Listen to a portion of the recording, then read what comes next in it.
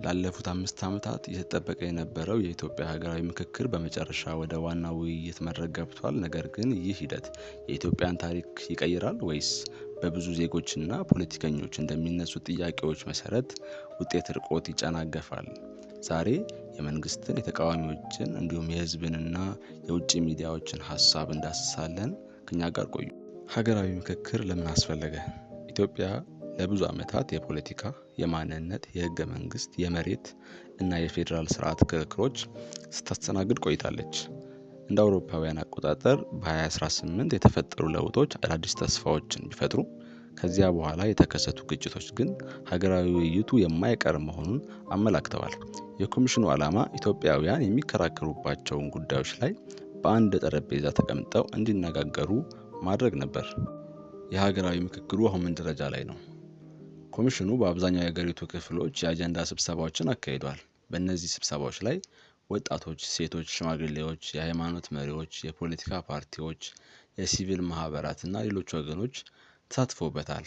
ከዚያም የተሰበሰቡት አጀንዳዎች ወደ ብሔራዊ ምክክር ጉባኤ ቀርበዋል። የውይይቱ ዋና ነጥቦች ምንድን ናቸው?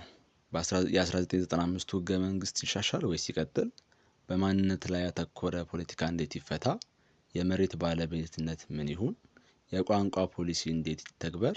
የሽግግር ፍትህ እንዴት ይተግበር? እነዚህ ጉዳዮች ለብዙ ዓመታት ሲያከራክሩ የቆዩ በመሆናቸው የውይይት ስሜቱ ከፍ ያለ እንዲሆን አድርገውታል። መንግስት ስለ ውይይቱ ሂደት ምን ይላል?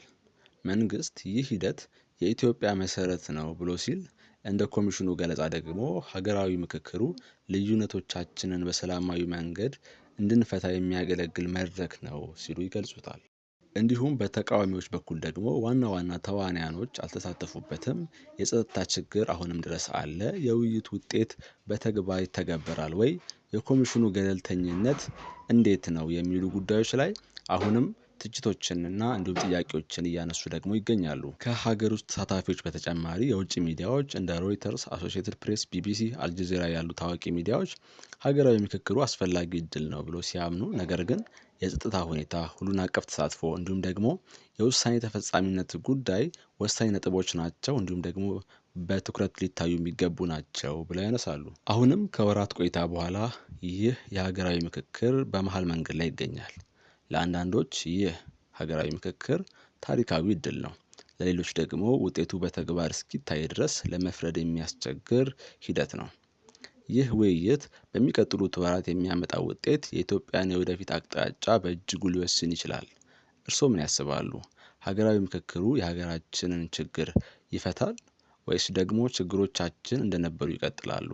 አስተያየቶን በኮሜንት ያጋሩን። ይህ ሚስተር ናው ሚዲያ ነው። መልካም ቆይታ።